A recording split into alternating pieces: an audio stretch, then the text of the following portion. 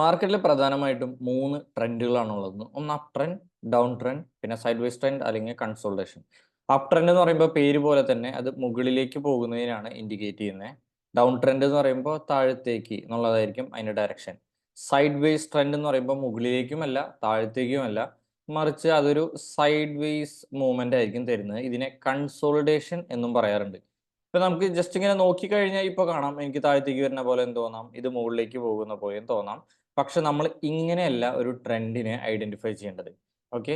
അപ്പൊ അതിന് മുൻപായിട്ട് നമ്മൾ അറിഞ്ഞിരിക്കേണ്ട കാര്യമാണ് സ്ട്രക്ചേഴ്സ്, മാർക്കറ്റ് സ്ട്രക്ചേഴ്സ് എന്നുള്ളത്.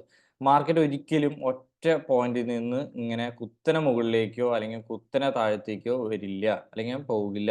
അത് സ്റ്റെപ്പ് സ്റ്റെപ്പ് ആയിട്ടാണ് മുകളിലേക്ക് പോകുന്നതും സ്റ്റെപ്പ് സ്റ്റെപ്പ് ആയിട്ട് തന്നെയാണ് താഴത്തേക്ക് ഇറങ്ങി വരുന്നത്. അപ്പൊ അതാണ് നമ്മൾ ഐഡന്റിഫൈ ചെയ്ത് പഠിക്കേണ്ടത്. പിന്നെ ഇത് ഒരൊറ്റ സെഷൻ കൊണ്ട് നിങ്ങൾക്ക് മനസ്സിലാവുന്ന കാര്യമല്ല. ഇത് ബൈ പ്രാക്ടീസ് കൊണ്ട് ഡെവലപ്പ് ചെയ്തെടുക്കേണ്ടതാണ്. ഇതിപ്പോ ഏറ്റവും ബേസിക് ആയിട്ടുള്ള കാര്യമാണ്. അതിപ്പോ ഇമ്പോർട്ടന്റ് അല്ല എന്ന് വിചാരിച്ചിട്ട് ഇത് ഒഴിവാക്കാൻ നിന്ന് കഴിഞ്ഞാൽ അതിന്റെ ബുദ്ധിമുട്ട് തീർച്ചയായിട്ടും ഉണ്ടാവും. അപ്പൊ നല്ല രീതിയിൽ പ്രാക്ടീസ് ചെയ്ത് നോക്കാം. ഓക്കെ. അപ്പൊ നമുക്കൊരു അപ്പ് ട്രെൻഡിന്റെ കേസ് എടുക്കാം. മാർക്കറ്റ് ഇങ്ങനെ അപ്പ് ട്രെൻഡിലാണ് എന്ന് ക്ലാസിക്കലി എങ്ങനെയാണ് നമ്മൾ ഐഡന്റിഫൈ ചെയ്യേണ്ടത്? ഓക്കെ. ഇതാണ് നമ്മളൊരു അപ്പ് ട്രെൻഡിന്റെ ഒരു ഏകദേശ രൂപം. നമുക്ക് നോക്കാം. ആദ്യം മാർക്കറ്റ് ഈ ഒരു ഇനീഷ്യൽ പോയിന്റിൽ നിന്നാണ് സ്റ്റാർട്ട് ചെയ്തത് എന്ന് കരുതുക. ഇപ്പൊ ഇതിന്റെ ഏറ്റവും ഇനീഷ്യൽ പോയിന്റ് തപ്പി കണ്ടുപിടിക്കുകയാണെങ്കിൽ കുറെ കൊല്ലങ്ങൾ ബാക്കിലേക്ക് പോകേണ്ടി വരും. ഇപ്പൊ അങ്ങനെയൊന്നും ചെയ്യേണ്ട ആവശ്യമില്ല. ഇപ്പൊ നമ്മളൊരു ഇനീഷ്യൽ പോയിന്റ് എടുത്തു. ഇവിടുന്ന് മാർക്കറ്റ് എന്തുകൊണ്ടാണ് മുകളിലേക്ക് മൂവ് ചെയ്തത്? ഇപ്പൊ മാർക്കറ്റ് മൂവ് ചെയ്യുക എന്ന് പറയുമ്പോൾ നിങ്ങൾ ഓരോ തവണ ഞാനിവിടെ ക്ലിക്ക് ചെയ്യുമ്പോൾ ഇതൊക്കെ ഓരോ പ്രൈസുകളാണ്. ഇവിടെ എന്ന് പറയുമ്പോൾ 2708.9, ഇപ്പോൾ ഈ അടുത്ത പ്രൈസ് 2774.05. ഇതെല്ലാം ഓരോ ഡോട്ടുകളായിട്ടുള്ള പ്രൈസുകളാണ്. അത് കൂട്ടി യോജിപ്പിച്ച ഒരു വരയാണ് ഇതെന്ന് കരുതുക. ഓക്കെ. അപ്പൊ നമുക്ക് ഇവിടെയാണ് സ്റ്റാർട്ട് ചെയ്തത്. ഏകദേശം ഒരു ഇപ്പൊ എത്ര 2600 സംതിങ്ങിന്റെ താഴെ ആണ് സ്റ്റാർട്ട് ചെയ്തത്. അപ്പൊ ഇവിടുന്ന് പ്രൈസ് കൂടി ഇവിടെ എത്തണമെങ്കിൽ 2845ലേക്ക് എത്തണമെങ്കിൽ എന്തായിരിക്കും റീസൺ? പ്രൈസ് കൂടണമെങ്കിൽ അതിന്റെ ബേസിക് ആയിട്ടുള്ള റീസൺ ഡിമാൻഡ് എന്നുള്ള സംഭവമായിരിക്കും. ഇവിടെ സെല്ലേഴ്സിനേക്കാൾ കൂടുതൽ ആളുകൾ ബൈ ചെയ്യാൻ വന്നതുകൊണ്ടാണ്. ഓക്കെ. സെല്ലേഴ്സിനേക്കാൾ കൂടുതൽ ആളുകൾ ബൈ ചെയ്യാൻ വന്നതുകൊണ്ടാണ് അവിടെ പ്രൈസ് ഇൻക്രീസ് ചെയ്തിട്ടുള്ളത്. ഓക്കെ. ഫോർ എക്സാമ്പിൾ എൻ്റെ കയ്യിൽ ഒരു RX100 ഉണ്ടെന്ന് വിചാരിക്കുക. അത് വാങ്ങാൻ വേണ്ടിയിട്ട് അതിന്റെ ഞാൻ ഉദ്ദേശിക്കുന്ന വില 1,00,000. അത് വാങ്ങാൻ വേണ്ടിയിട്ട് ആകെ ഒരൊറ്റ വ്യക്തി വന്നിട്ടുള്ളൂ എന്നുണ്ടെങ്കിൽ 1,00,000 രൂപയ്ക്ക് എനിക്ക് സ്പോട്ടിൽ അത് വിൽക്കാം, ഒഴിവാക്കാം. മറിച്ച് അത് വാങ്ങാൻ വേണ്ടിയിട്ട് ഒന്നിൽ കൂടുതൽ ആളുകൾ വരികയാണെന്ന് വിചാരിക്കുക. ഇപ്പോൾ ആദ്യത്തെ ആൾ 1,00,000 വന്നു, രണ്ടാമത്തെ ആൾ 1,400, 1,400 കൊടുക്കും. മൂന്നാമത് ഒരാൾ വന്ന് നിൽക്കുക, അപ്പോൾ ആൾ 1.5 പറയും, ഞാൻ 1.5ക്ക് കൊടുക്കും. അതായത് വാങ്ങാൻ വരുന്നവരുടെ എണ്ണം, ബയേഴ്സിന്റെ എണ്ണം കൂടും തോറും ആ ഒരു പ്രൊഡക്റ്റിന്റെ പ്രൈസ് കൂടും. അത് തന്നെയാണ് ഇവിടെ സ്റ്റോക്കിലും സംഭവിക്കുന്നത്. ഇവിടെ സെല്ലേഴ്സിനേക്കാൾ കൂടുതൽ ബയേഴ്സ് വരുന്ന സാഹചര്യത്തിലാണ് ഇവിടെ പ്രൈസ് കൂടുന്നത്. ബേസിക്കലി ഡിമാൻഡ് തന്നെയാണ്. ഒരു പ്രൈസ് റേഞ്ചിൽ എത്തിയതിനു ശേഷം അവിടുന്ന് ഒരു ഫോൾ തരണമെങ്കിൽ, ഫോൾ എന്ന് പറയാനായിട്ട് നല്ലത് ഇതിനൊരു റിട്രേസ്മെന്റ് അല്ലെങ്കിൽ കറക്ഷൻ അങ്ങനെ പറയുന്നതായിരിക്കും കുറച്ചുകൂടി ബെറ്റർ. കാരണം ഇത് താഴത്തേക്ക് പോവുകയാണെങ്കിൽ, ഇതിനെ ഡയറക്ഷൻ പിടിച്ച് താഴത്തേക്ക് തന്നെ പോവുകയാണെങ്കിലാണ് പിന്നെ നമുക്ക് അതിന് ഫോൾ എന്ന് പറയാൻ പാടുള്ളൂ.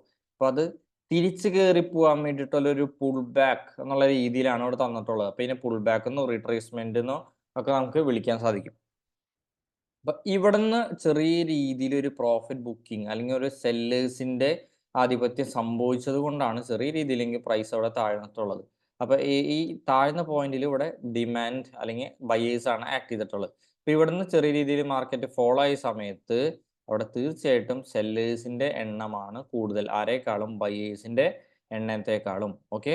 അപ്പൊ ആ ഒരു സെല്ലേഴ്സിന്റെ ആധിപത്യം ഇവിടെ വരെ പിടിച്ചു നിർത്താനേ അവർക്ക് സാധിച്ചിട്ടുള്ളൂ. അതുകൊണ്ടാണ് മാർക്കറ്റ് അവിടെ നിന്ന് വീണ്ടും ഫോളോ ആവാതെ തിരിച്ചു കയറി പോയിട്ടുള്ളത്. ഇവിടെ എത്തിയപ്പോൾ വീണ്ടും അവിടെ ബയേഴ്സിന്റെ ആധിപത്യം വന്നു. അതായത് സെല്ലേഴ്സിനേക്കാൾ കൂടുതൽ ബയേഴ്സ് വന്നു. അപ്പോൾ ഓരോ ഡിപ്പിലും ബയേഴ്സ് ആക്ട് ചെയ്യും. അതേപോലെ തന്നെ ഓരോ ഹൈസിലും സെല്ലേഴ്സ് ആണ് ആക്ട് ചെയ്യുന്നത്. അപ്പോൾ ഇത്തരത്തിലുള്ള ഒരു സപ്ലൈ ഡിമാൻഡ് ഓൾട്ടർനേറ്റീവായി വന്നിട്ടാണ് നമുക്ക് ഇങ്ങനെ ഒരു സ്ട്രക്ചർ രൂപത്തിൽ അല്ലെങ്കിൽ സ്റ്റെപ്പ് സ്റ്റെപ്പ് ആയിട്ട് മാർക്കറ്റ് കയറുന്നത്. ഇപ്പൊ നമ്മളൊരു സൗണ്ട് വേവ്സ് ഒക്കെ കണ്ടിട്ടില്ലേ ഫിസിക്സിലൊക്കെ പഠിക്കുമ്പോൾ? ഇങ്ങനെ ക്രസ്റ്റും ട്രഫ്റ്റും, സൗണ്ട് വേവ്സ് തന്നെയാന്ന് തോന്നുന്നു. ക്രസ്റ്റ് ട്രഫ്റ്റ്, അതായത് ഉയർന്ന പോയിന്റ് താഴ്ന്ന പോയിന്റ്, ഉയർന്നത് താഴ്ന്നത്.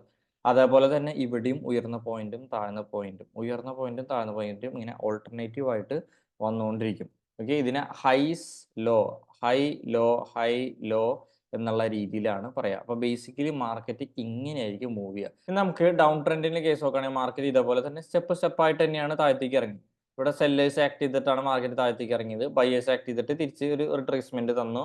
അപ്പോൾ ഒരു സെല്ലിംഗ് പ്രഷർ റിട്രേസ്മെന്റ് എന്നുള്ള രീതിയിലാണ് മാർക്കറ്റ് മൂവ് ചെയ്യുന്നത്. അപ്പൊ ഇവിടെ സെല്ലിംഗ് പ്രഷർ വരാൻ കാരണം എന്തായിരിക്കും? അവിടെ ഉള്ള ബയേഴ്സിനേക്കാൾ കൂടുതൽ സെല്ലേഴ്സ് അവിടെ ഉണ്ട്. ചിലപ്പോൾ അവിടെ ഒരു 10 ബയേഴ്സ് ആണ് ഉണ്ടാവുന്നത് എന്ന് വിചാരിക്കുക.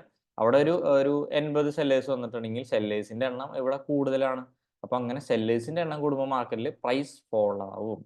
ഓക്കെ, ബേസിക് കാര്യങ്ങൾ ലോകത്തുള്ള എല്ലാ മാർക്കറ്റിൽ നടക്കുന്ന ബേസിക് ആയിട്ടുള്ള കാര്യം മാത്രമാണ്. ഇപ്പൊ 10 ബയർ മാത്രമാണ് അവിടെ ഉള്ളത്, 80 സെല്ലർ ഉണ്ട്. അത് കരുതി 80 ബിസിനസ് അല്ല എക്സിക്യൂട്ട് ആവുന്നത്.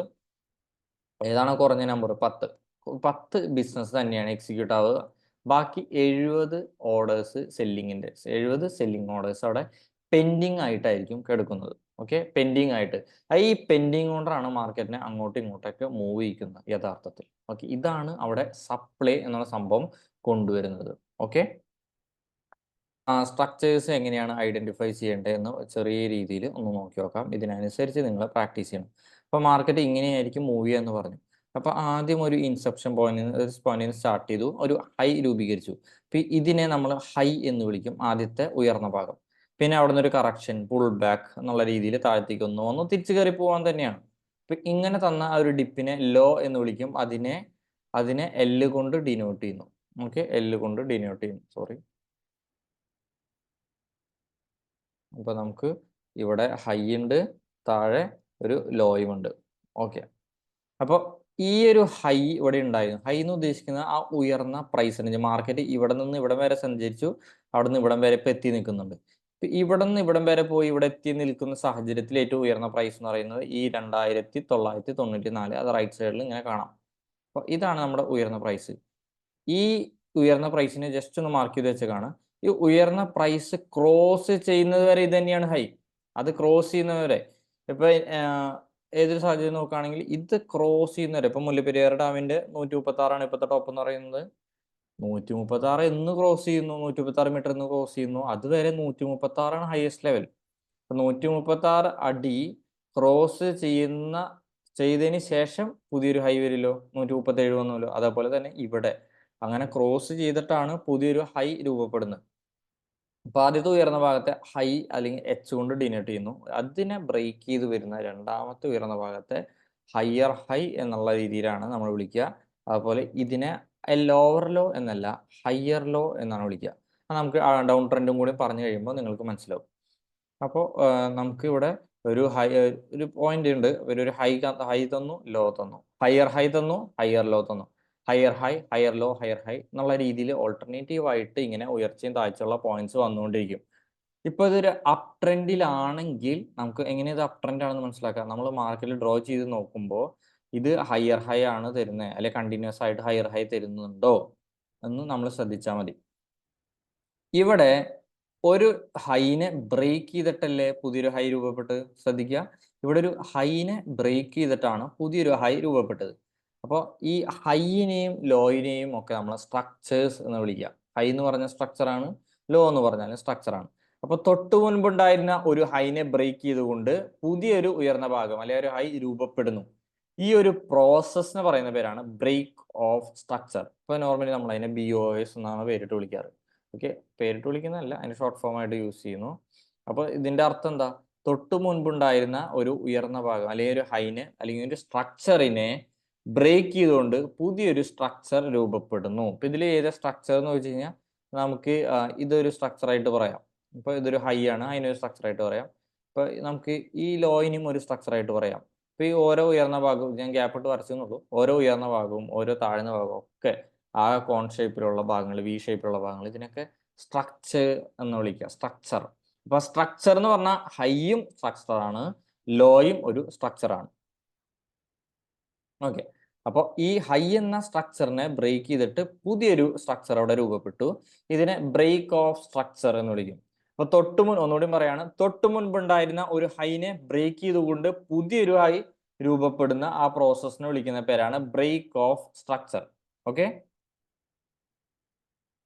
കണ്ടിന്യൂസ് ആയിട്ട് ബ്രേക്ക് ഓഫ് സ്ട്രക്ചർ നമുക്ക് മുകളിലേക്കാണ് കിട്ടുന്നതെങ്കിൽ അതിനെ നമുക്ക് മാർക്കറ്റ് അപ് ട്രെൻഡിലാണെന്ന് പറയാം.